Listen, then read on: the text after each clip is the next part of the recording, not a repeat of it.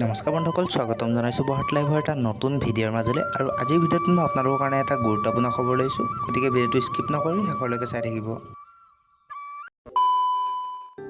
বন্ধুসকল, সমগ্ৰ ৰাজ্য কঁপাই যোৱা এছ আই জুনমনি ৰাভাৰ মৃত্যুৰ ঘটনা এতিয়াও উচিত তদন্ত হোৱা নাই। CBI লাভলী কাঠিয়াৰ নেতৃত্বত যি CBI দল আহিছিল, সেই দলটোৱে বৰ্তমানো উচিত তদন্ত কৰিব পৰা নাই। কাৰণ আজি 20-25 দিন ধৰি CBI দলটো দিল্লীৰ পৰা অসমলৈ আহিছিল, কিন্তু বৰ্তমানলৈকে তেখেতলোকে জুনমনি হত্যাকাৰীক ধৰিব পৰা নাই।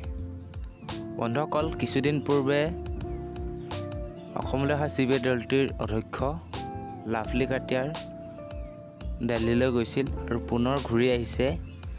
আৰু তাৰ পাছতেই যোৱাকালি 4জনীয়া এটা CBIৰ দল পুনৰ আহি উপস্থিত হৈছে দিল্লীৰ পৰা অসমত। আৰু সেই 4জনীয়া দলটি গুৱাহাটীৰ পৰা বৰ্তমান নগাঁৱৰ আৱৰ্ত ভৱনলৈ গৈ আছে। আৰু বৰ্তমান এতিয়ালৈকে CBIৰ মুখৰ পৰা কোনো স্পষ্টীকৰণ পোৱা নাই।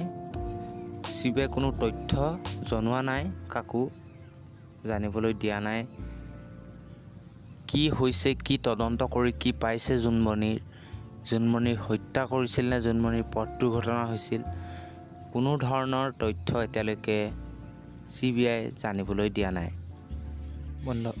বন্ধুসকল, পুনৰ 4জনীয়া এটা CBI দল পুনৰ আহি উপস্থিত হৈছিল, কিন্তু এতিয়ালৈকে যি CBI দলে তদন্ত কৰিছিল সেই তদন্তত জুনমনিৰ মৃত্যুৰ আঁৰৰ ৰহস্য পোহৰলৈ নাহিল। আৰু বৰ্তমানেও তদন্ত চলাই থকা বুলি জানিবলৈ পোৱা গৈছে।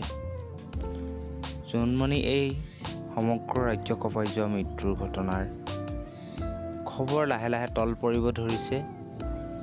আৰু অনাগত দিনত হয়তো জুনমনিৰ মৃত্যুৰ ঘটনা নাইকিয়া হৈ যাব।